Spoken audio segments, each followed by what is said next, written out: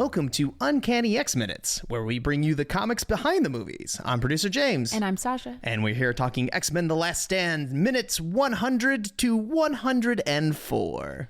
Are we? Are we really talking about that? No, we're not.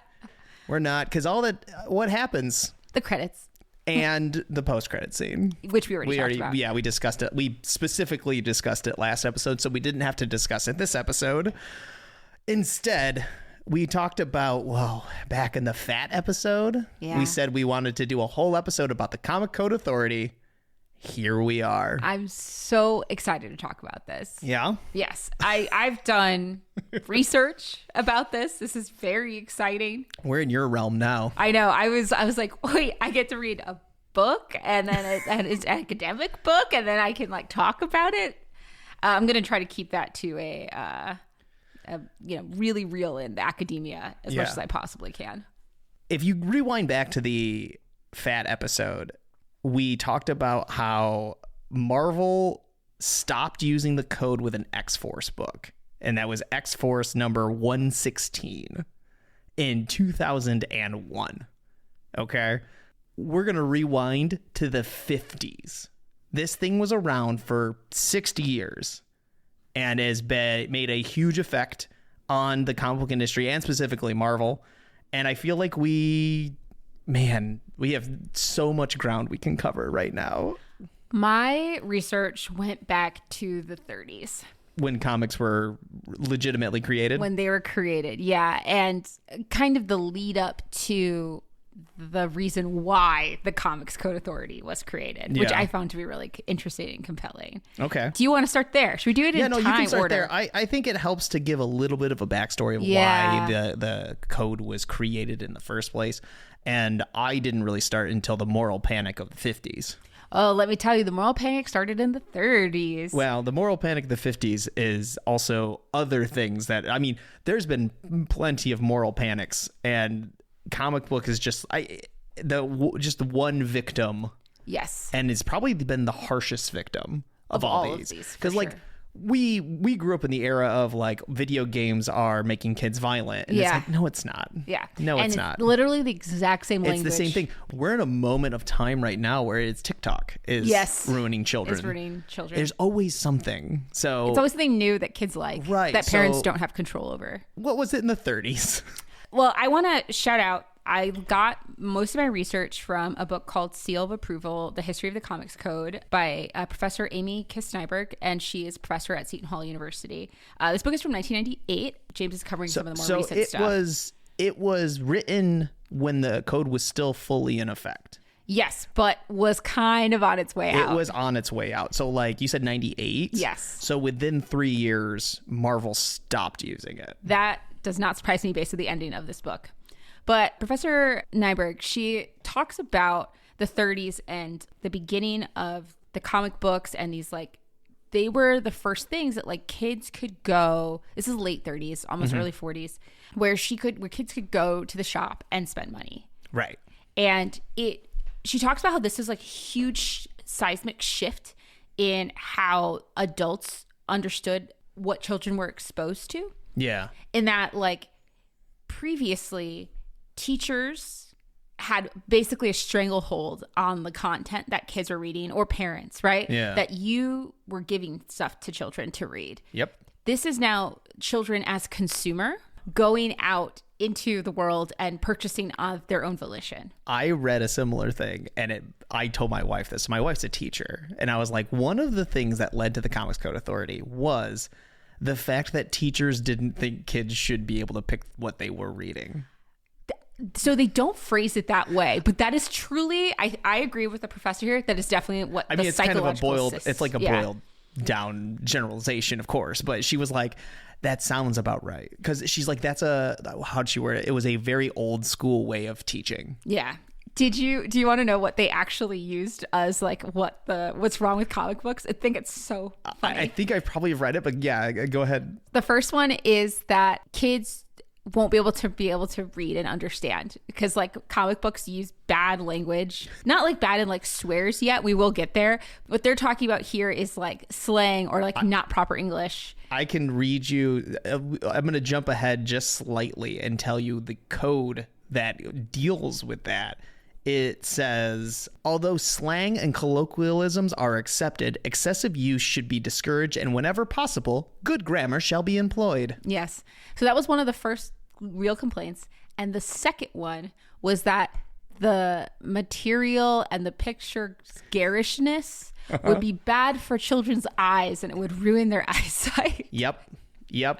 That was one. I thought that was so funny. So, I mean, basically you have these kind of moral crusades based on just the people feeling like they don't like something, or they feel a loss of control, they feel a loss of like something, and they don't like it, and so they're going to make up reasons why they don't like it.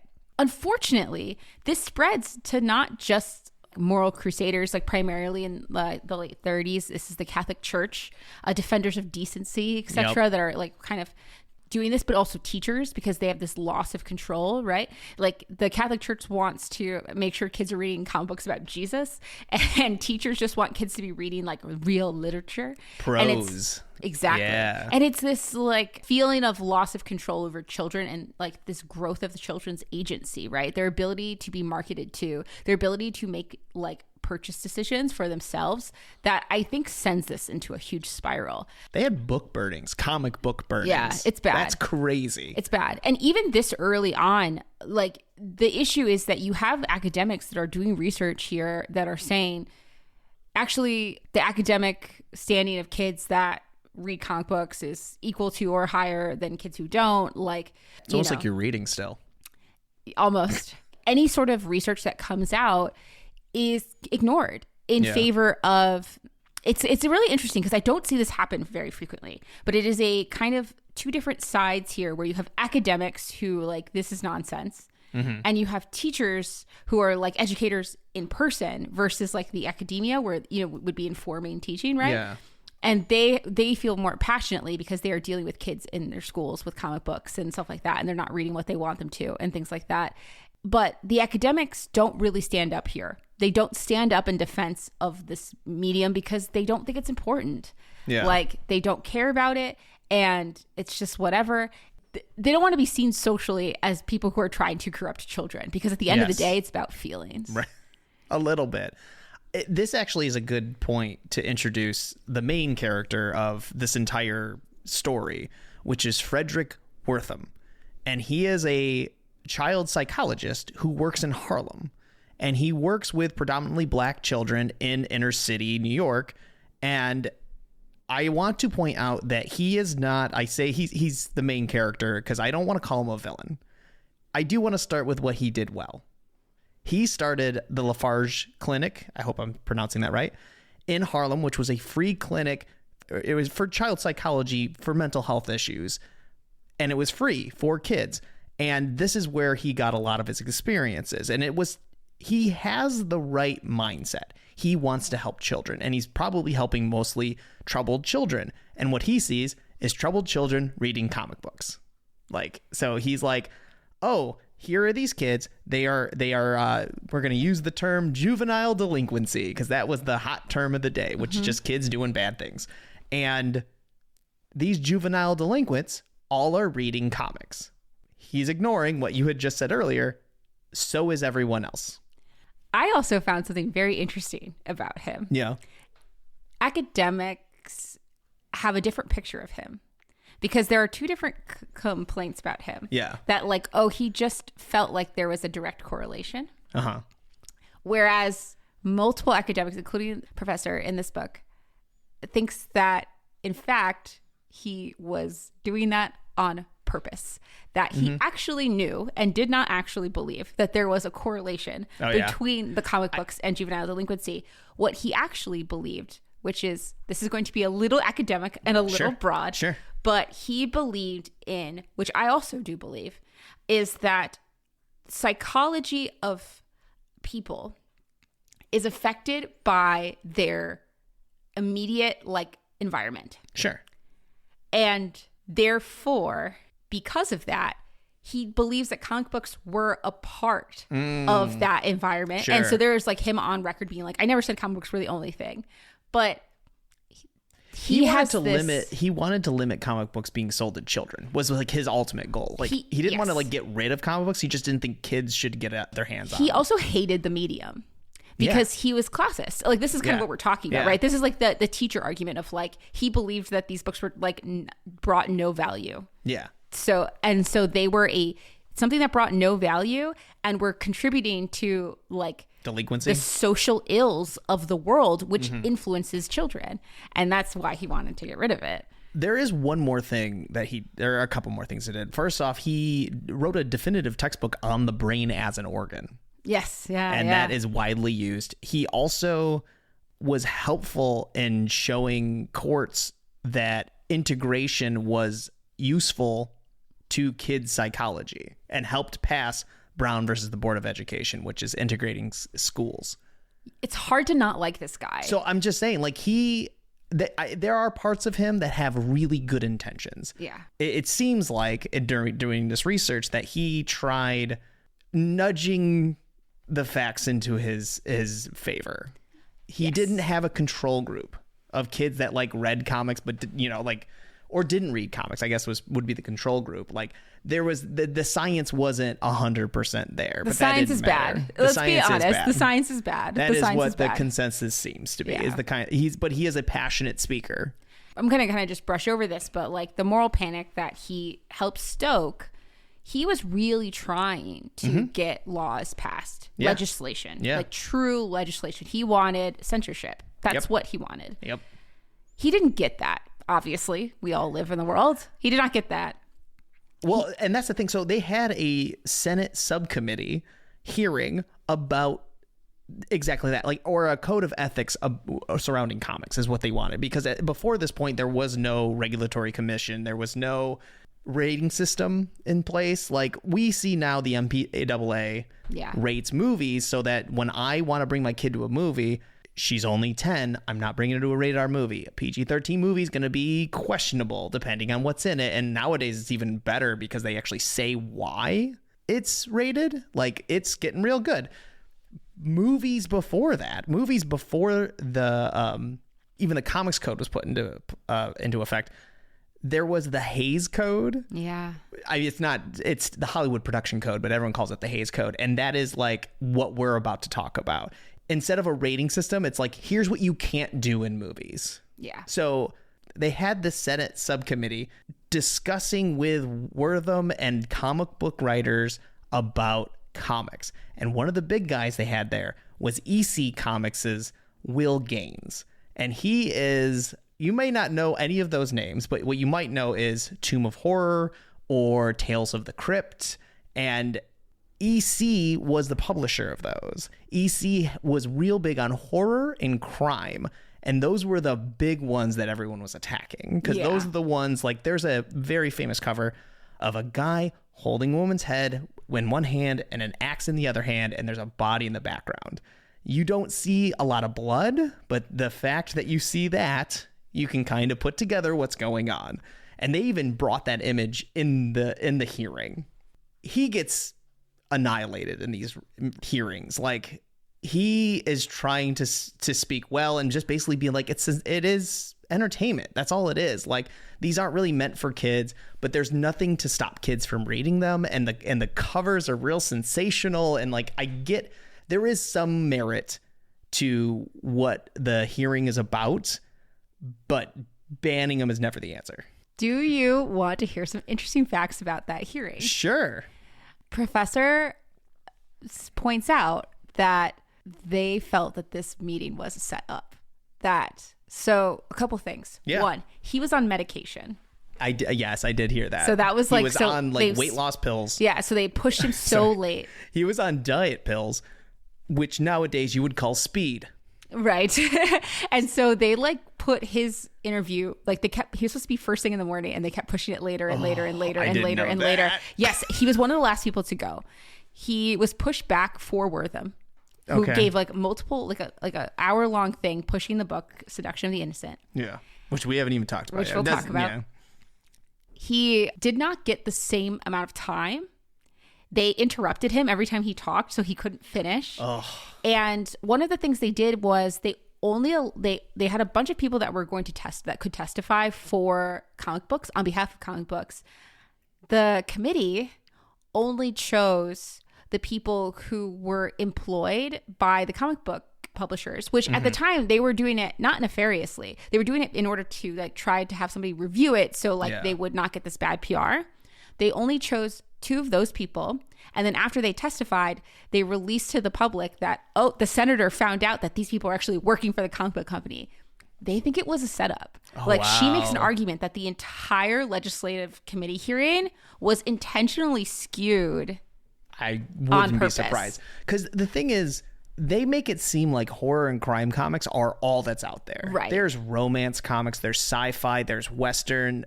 Superheroes do exist. Yeah. Superman was created in the 30s, but they were I'm going to go into the code at some point and you'll see how they're gunning for horror, and they're gunning for EC Comics, it feels like, in specific.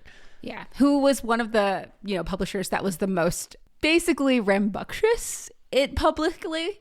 Well, they started off as education comics, and actually Bible comics were part of their line. But when Bill's dad died, he changed it to entertaining comics and started doing a little more sensational stuff like horror and crime. Wortham had a book called Seduction of the Innocent, and it was a series of letters he had written in different magazines, and they compiled them into a book, and it was a hit. Like, people were reading it, and it's basically a book that's like why your kid shouldn't read comics, really, is all it is. But the book itself is not scientific, really. No, because it was written after the governments had declined to pass legislation. So this was his last shot at trying to get parents to not to kill comic books, because he knew he wasn't going to get it passed legislatively. Right. So apparently a lot. I read some of it, but like from reviews or people have surmised what it is. It's just a bunch of stories of like bad things kids have done and why he connects it to comics. There's no science in it. There's by the no way. science in it. There's 2 things I do want to talk about. Even though these are DC, I think it's hilarious. He basically says that Batman and Robin are basically a gay man's fantasy, like their living arrangement, and Superman's a fascist. Okay. Interesting.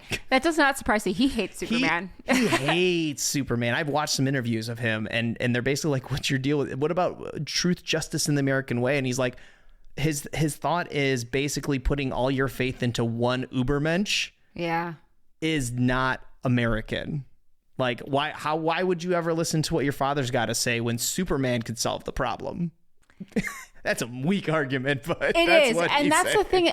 This is why I find it really interesting with Wortham, because like at the same time, he's an academic and you've seen his other papers where he's like processing this. Right. He knows that he's lying. Like, he knows the arguments are bad, but he is intentionally trying to create social reform by any means necessary. Yeah. And like, it's kind of like, once you look at it through that light, you're like, I guess I see what you're doing, but this is bad. Like, it's not ideal. He didn't even like the code. No, he doesn't like it at all. He thought it was a way for them to cheap out. It was too weak. So no legislation was passed from this committee hearing. It ended up being a self-regulated body by the Association of Comics Magazine Publishers, and they loosely based it after the Hays Code, and they called it the Comics Code Authority. And then what would happen is you submit the comic. If it passed, you got to put a little stamp on it that says approved by the Comics Code Authority. You actually see it at the beginning of Across the Spider-Verse. It's in the very beginning of the movie. The Comic Book League Defense Fund actually owns the rights to the image. When it went under, they bought the rights to the image so they actually sell merch with it and use it as a way to like raise awareness of comics censorship. Do you want to talk a little bit about what the defense fund is? That's where I found a lot of my research was done from cbldf.org. And they are a non-for-profit organization that helps with comic book censorship and making sure that comics are not banned and they're freely amongst everyone. In the 80s, there were some really high-profile cases where they were arresting retailers under obscenity laws for comic books, including one in Illinois, Southern Illinois. But yeah, so that's what the defense fund was, in order to kind of fund trying to get people to like have resources to defend themselves when these like kind of trumped up charges hit the courts, which most of the time they were in favor of the retailers. But the problem is it's expensive to go to court. Yeah. People don't want to do it. So a lot of time people would just take stuff off and take stuff down. Well, it's easier. It's cheaper to just take it off the shelf than to have to deal with it. Exactly. And honestly, at the end of the day, that was the real power of the Comics Code Authority. Yeah. It's because the distributors did not want to sell comics that did not have the code. Yeah. That is actually how they got most of everybody else in line. Yeah. Because if you couldn't distribute your comics, this is, you're thinking about the years that we're talking about, like, then it becomes really difficult to sell underground comics. They existed in the 70s. Sure. Comics with an X. Yeah. But those were very like local, almost like a zine kind of thing. You know what I mean?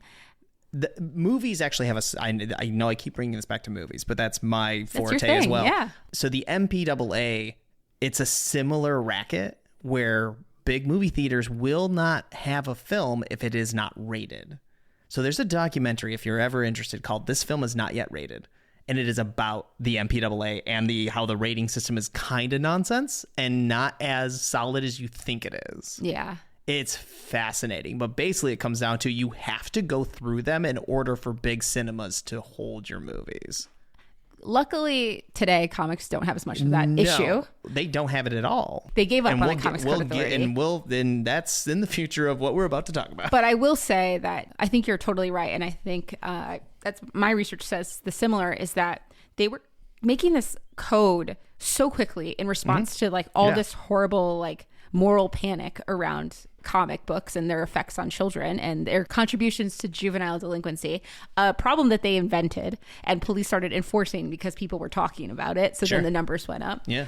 If the rating system for movies had existed, they probably wouldn't have found themselves in this situation where the comic book, but because it didn't, they just based it off what movies were doing instead of really thinking it through. Right. So like I was saying, the Hays Code was similar to the Comics Code Authority. That was abandoned in 1968. And they used the MPAA rating system similar to what we have now. They didn't have a PG-13. It was G, PG, and R, and NC-17. And the Comics Code Authority did not have anything like that. So theirs was everything's black and white. It's either pass or fail, which I can see how that makes sense from a non-artistic point of view. Where you're like, well, is it like specifically for comics? They're like, is this good for kids? Is really what they were going for. So movies are a little hard because you do movies for everybody. And so like when the 60s hit, they're like, no. We want adult movies. We want kids movies. We want to have it all. Comics weren't there yet, you know? Here's a little bit of what was in the original code from 1954. A lot of it is a little more common sense. Like, you don't want things to be too violent or too sexual or have bad language. It's like what would make something rated R in a movie. What I do think is interesting is they had a whole section about crime, once again aiming at the crime comics of EC and other publishers.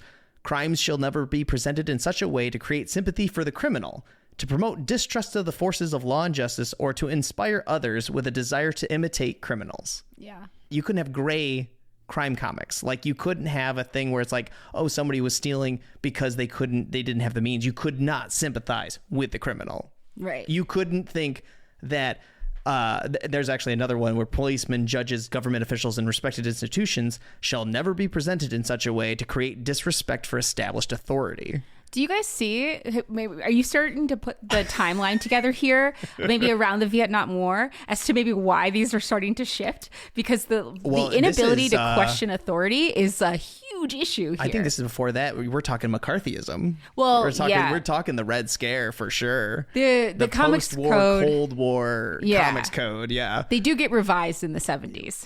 And we'll get there. Reason, yeah. The letters of the word crime on a comics magazine cover shall never be appreciably greater in dimension than the other words contained in the title. So the word crime shall never appear alone on a cover. it should be used in restraint is basically what they're trying to say. There's a whole series about horror. Same thing. You can't use this one. They straight up can't use the word horror or terror in its title. And I've used the word horror and terror talking about EC comics. Yeah. The Tomb of Horror is a title that they had. They specifically were aiming it right at them. This is my favorite. Scenes dealing with or instruments associated with Walking Dead, torture, vampires, vampirism, ghouls, cannibalism, and werewolfism are prohibited. Yes. You can't use monsters. Yes. That was eventually revised. Yes, but for decades later. Yeah. You couldn't have a vampire or a werewolf. Crazy. I love, though, there is, before it gets revised, that Marvel, specifically, I think it was John Byrne, was writing X-Men and was like, hey, we need a vampire, but we're not allowed to use vampires. So you know what we'll do? We'll change it. It won't be blood. It'll be energy. Yeah. And we can't use a bat. What else has leathery wings? Let's use that a pterodactyl. So who do we get? Your good pal Sauron. So you get like a villain who's not like, so that's cool that we get like this very unique villain based on restrictions that are insane to have, that you can't use a vampire. So like, well, we'll work around because you still could have a monster. You just can't have like those specific monsters, which is weird. This, you can tell by reading this is very reactionary code. This is very... It's way too specific. Yeah. There's a whole code about sexuality, and here's a couple of them. Illicit sex relations are neither to be hinted at nor portrayed. Yep. So there goes your homosexuality. And that was not revised ever. The treatment of live romance stories shall emphasize the value of the home and the sanctity of marriage. So there's a whole series of like romance comics that now kind of have to... Those didn't go thrown out the window. Those got heavily rewritten. Yeah. Like the whole vibe of a romance comics was no longer like illicit torrid affairs. It was just falling in love. Right. And you couldn't, I remember one, I laughed because I went to check, because some of the ones that I found really interesting are the ones that didn't change over the 3 revisions that this was done. And the one that didn't change that I thought was really funny was the fact that like divorce can never be funny or a good thing. And I'm like, well, that's right. That's crazy. And we're talking the 80s at the last revision. Marvel got created like in the code. Yeah. Before that was Atlas Comics, and it isn't really what you think of Marvel. Marvel started in the 60s with Fantastic Four and then, the Avengers and whatever. X-Men, obviously.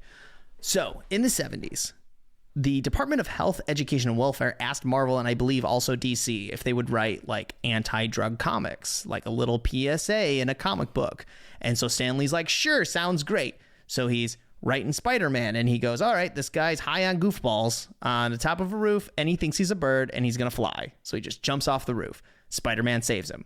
The CCA said, nuh-uh, you can't use drugs. Drugs weren't really explicitly put in the code, but there's enough general language that they can point at something and go, well, that's not. There's basically a line that says the code arbiter, I can't remember exactly the name of the person, but they just have carte blanche to be like objectionable material. Right. So they thought it was objectionable. So what Marvel did was like, all right, that's fine. That's fine. You don't want to put it on there. It's okay. They published it without it. The distributor didn't notice or didn't care or whatever and just put it out there anyway. Guess what? Comic book sales didn't dip. The book sold and everything was fine. And then they went, maybe, just maybe, we need to alter this. Yeah.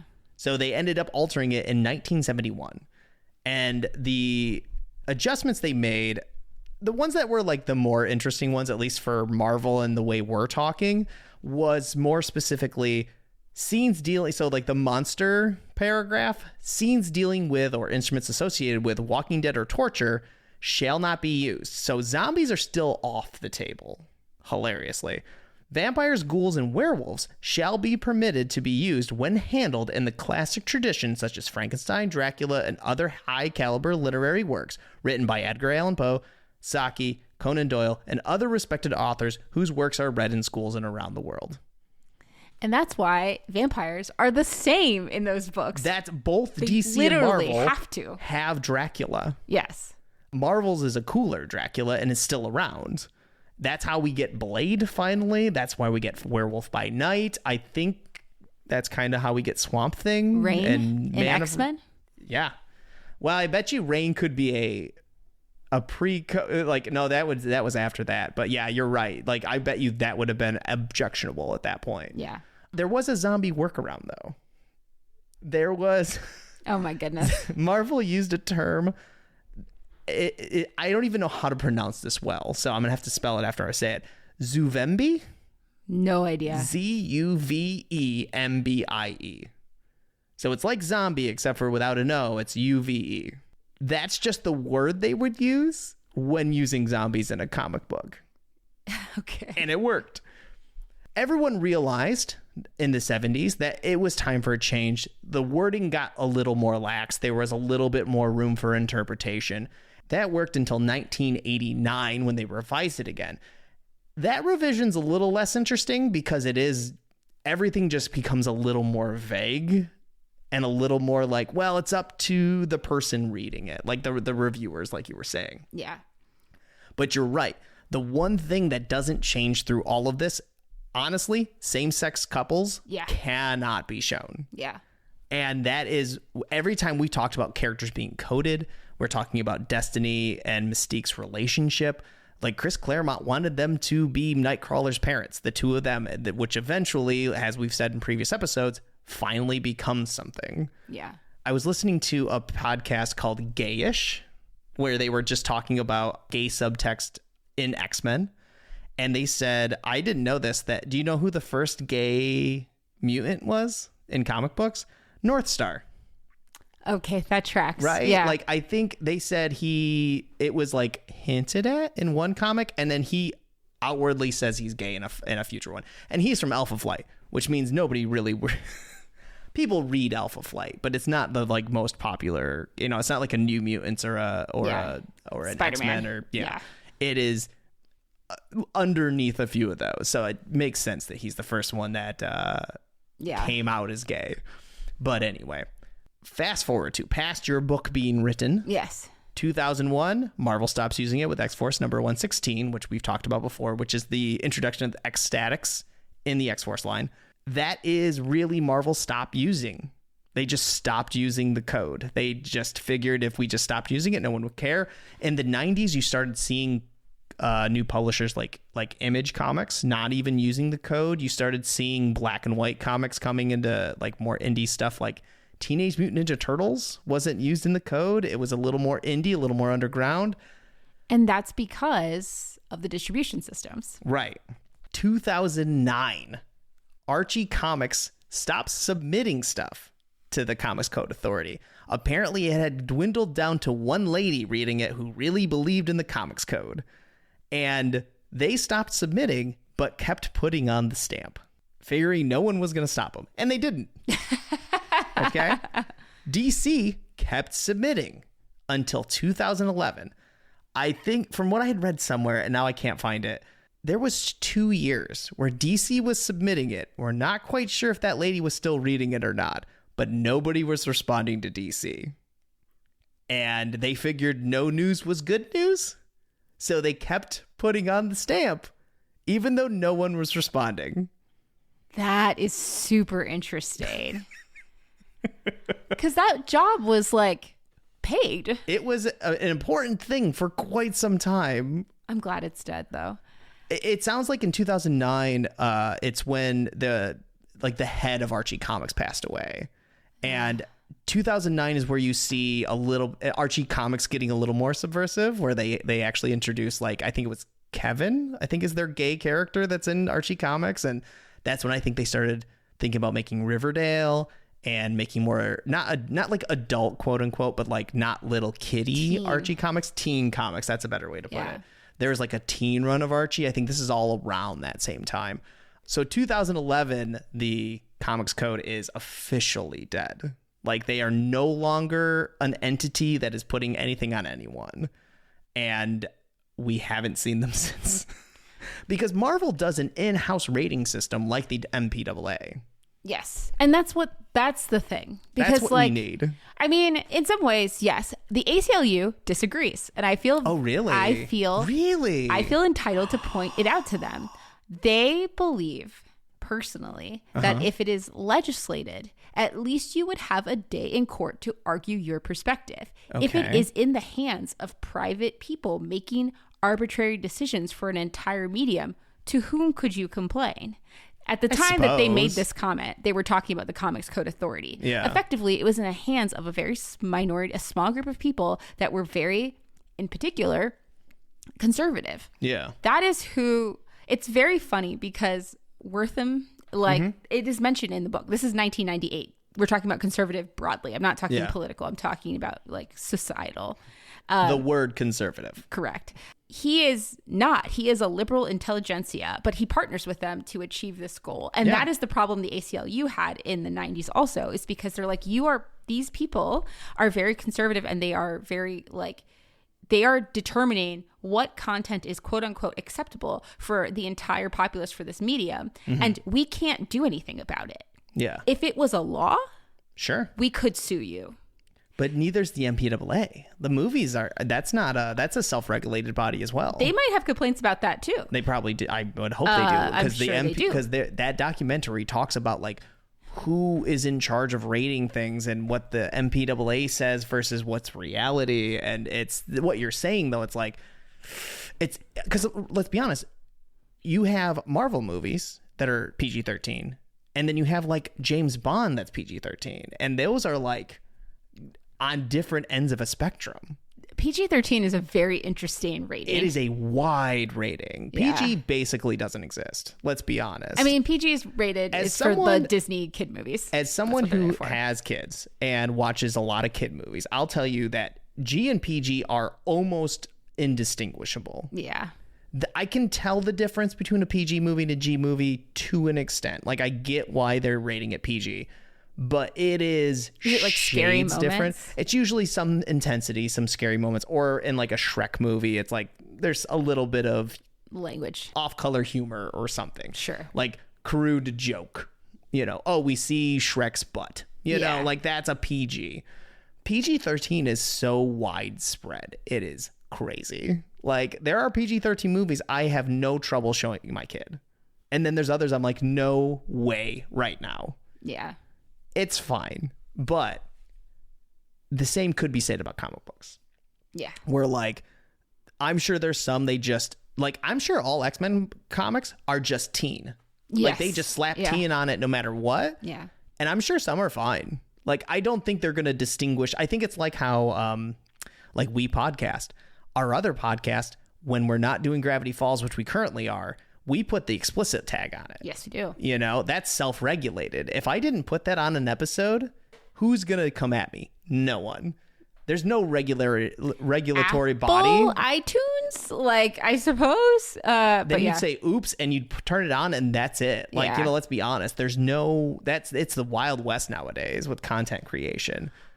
I find that to be I was thinking about this a lot too, because her point in 98, which I think was really interesting, was that like the big part of the execution of the Comics Code Authority, like I mentioned earlier, was the fact that like the suppliers controlled it, and those kind of like the stranglehold that the Comics Code Authority had kind of died as comics got less popular as like a large medium, and they start disappearing from supermarkets. They start disappearing from corner stores. They start moving into comic book shops. Right. The existence of comic book shops created like an entirely different like distribution method. Yeah.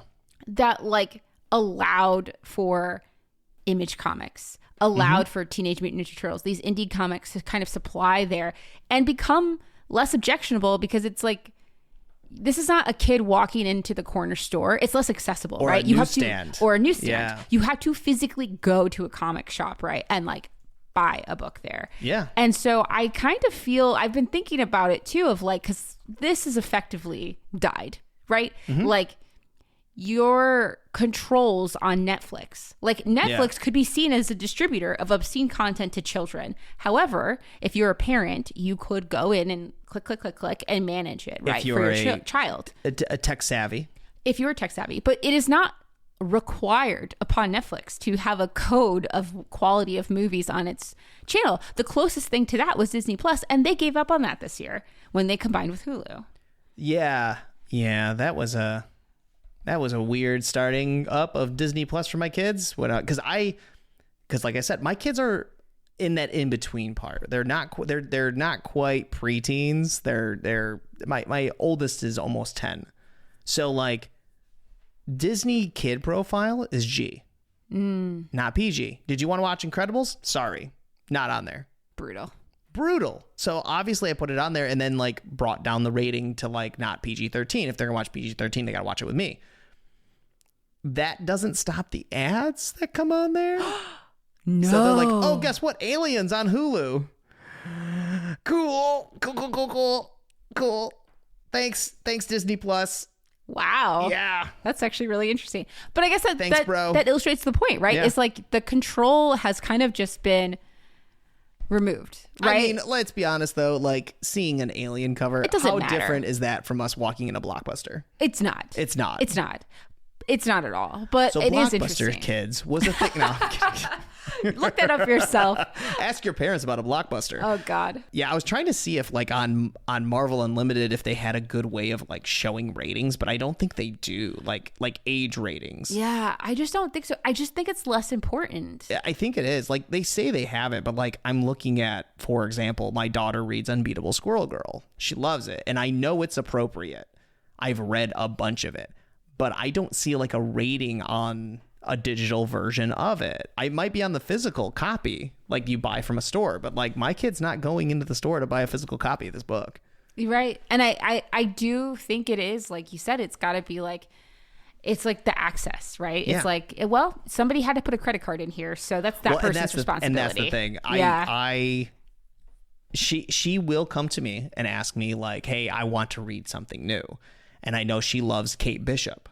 Okay, because we watched Hawkeye, the series on Disney Plus. She loves Kate Bishop. Absolutely. She read West Coast Avengers. I didn't get a chance to read that first. It's fine. Like there's nothing wrong with West Coast Avengers. I did catch her admitting there was a bit of kissing in it. Our good boy Quentin Quires kissing Gwenpool at one point. You know, there's a bit of smooching and it's a short run. But like I went back, I was like, oh, she's in Young Avengers. So I went to like the very first issue of Young Avengers and she's getting out of bed with Marvel Boy. And I was like, okay. That's not quite ready. We're not ready for that yet. You know, maybe in a year or two, but not right now. Yeah. But I don't know. I wasn't looking at the ratings. But then I'm an active comic book reader. I know what's going on in the world of Marvel. So like I can make those decisions myself. But Joe Schmo on the street that has a kid that just wants to read Marvel books because the Marvel movies are so much fun, he has no idea. Right.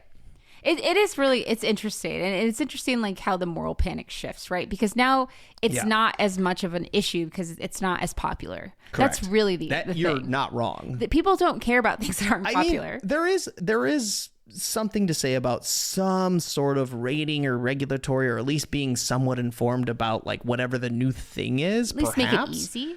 Right? But like TikTok, it's tough because it's like they don't have child-proof things on that. You know, so you have to be a certain age to technically be on TikTok. Correct. Yeah. So like my kids, sometimes when they go to bed, they want to watch cat videos. You don't just start searching cat videos, but my wife's feed is full of them. But not just them. Right. So that you have to be real quick on the swipe. It's just like you have to, it's this weird thing as a parent having to adjust to whatever the medium of popular culture is at the time. Yeah. You know, like rock and roll's not that hard now, you know, like Spotify's got clean versions of things, or at least will tell you if something's explicit. But once again, self-regulatory, I think. I don't know anything about the music industry, so Me I'm either. not even going to slightly pretend I know what that's going on I feel there. like that was much more of an issue when radio play was a thing. Correct. Because radios would not play explicit versions. Right. Or they would, do they even have the explicit tag in the corner? Once again, I know nothing about music. I just remember going as a kid to buy CDs and have to watch out for that. Right. They do. They definitely on streaming. They definitely have like a little red box. True. Yeah. But I'm saying like buying. But then this is the same thing we're talking about. Whereas like if you go in the store, they got to tell you. But if you're streaming online, it's a different story. So we are in a new world. I think the internet age has completely just outpaced any moral real complaint, because anybody saying that you can ban the internet, it will get laughed out of the room. So like you cannot even do it. It's a utility. So in some ways, the information access has won, and now it is like a little bit more. Well, that's not true. There are some laws that were passed this year that restricted certain obscenity websites, which are not technically protected under the First Amendment. Sure. But like for the most part, you know, it's kind of like you have to be on top of everything now, which is like, I don't have a problem with rating systems as much as I have a problem with content being suppressed because they don't fit a certain particular rating system. Like if the rating system stopped at PG-13 and like, oh, you couldn't see any movies like above that. Like I feel like movies have a bigger problem with this because like there are definitely some comics that I don't like. You guys have listened to me talk. I'm not a gory person. I don't. But just because I don't like it or I don't enjoy it does not mean I want to ban other people from reading it. Right. But I think comics have now gotten to the point where like, hey, they don't have to really worry about that, except for that they're kind of run by these corporations. But you could read indie comics, you know? We are in an age where it's almost on the adults, the parent, the guardian, to know what their kid is doing. And it's tough. And honestly, I'm not going to lie to you. If my kid picked up Young Avengers and just started reading it, I wouldn't yell at him. Like, I can't hand you this. I think it's a little inappropriate for you right now. And you might have questions that if I hand it to you, you're going to ask me. And I'm not ready to answer those questions yet. Yeah. Or maybe I am. I don't know. But if you're discovering it on your own, there's processing it. Let's be honest. We all did that as kids. Yeah. We all kind of got in a little bit of 100%. a trouble. We watched a movie we weren't supposed to. We read let's go back in the Wayback Machine. My history with comics, we've talked about way back in issue 1 or episode 1, was mostly comic book cards. Okay. My next step, because there were some comics in there, but I didn't have a comic book shop. It was like hit and miss. It was just here and there. I was able to get a Wizard magazine subscription. That thing did not care what age you were, because that had Top Cow, that had Image, that had all the kind of inappropriate imagery. Top Cow. I haven't thought about Top Cow in so long. You're welcome. Oh my God. I just like flashback to like 97. So I'm going through these books, and there's a lot of Marvel, there's a lot of DC, but then there's Vampirella, then there's Witchblade, and then there's just very sexual stuff that I should not be looking at the age I was. But my parents didn't know enough to like censor my comic. It wasn't even a comic, it was a magazine. It was a magazine about comics. Like I learned a lot about comics by not reading the comics, but by reading these magazines. They didn't know. Right. You know, but like, you know, what did it hurt? You gotta start wading in that pool at some point. Yeah. Otherwise, you grow up a weirdo. I have one last thing, and we can end it on this. I know this is a very long episode, and I apologize, but this is important information for you to know about. I would say that the final point that a professor made was that they believed that the concept of the Comics Code Authority was a mistake. It represented basically the agreement with the public perception that comic books were for children. Because if all comic books have to pass through this, you are implicitly saying that, well, all of these are kind of for children. Yeah. And the beginning of the end of, and it's important to acknowledge this, that the beginning of the end of the Comics Code Authority within 3 years, as we found out, was comic publishers saying, well, there's this whole other audience of people, adults who go to comic book shops and collect comics and things like that are interested in different stories that do not fall under this category. There were, I mean, at the time, or I guess right before that, there's a huge chunk of soldiers used to send comic books to soldiers on the front line. Like, they were all reading it too, and we did not consider them children. And I think we just we got there eventually, eventually. And once you realize that like this is not a medium just for children, then it does, I think, begin to shift the responsibility of like, well, who should be like, should we suppress an entire medium? And we already had made that decision with movies. The answer was no. Like, you have ratings maybe, and then you move on. We're talking about comic book shops, Blockbuster, whatever.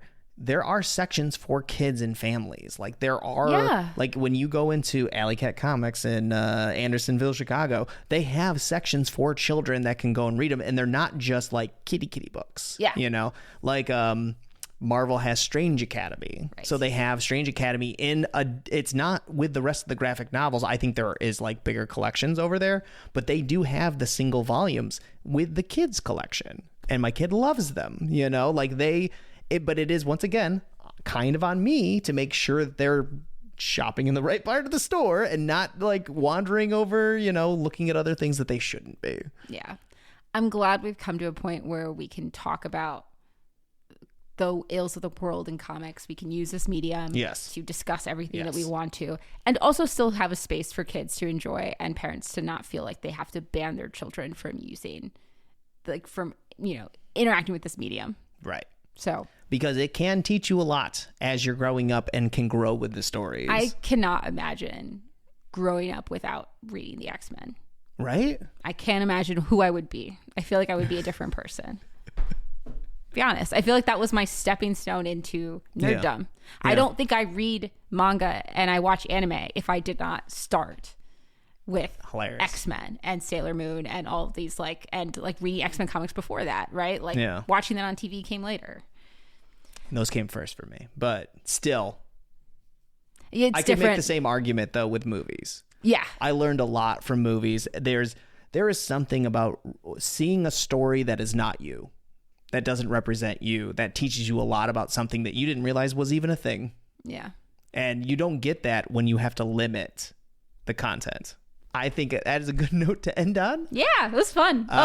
Sorry for the super long episode that was literally just the credits of the movie. Hey, this is the best part. You just get all your Comic Code Authority questions in.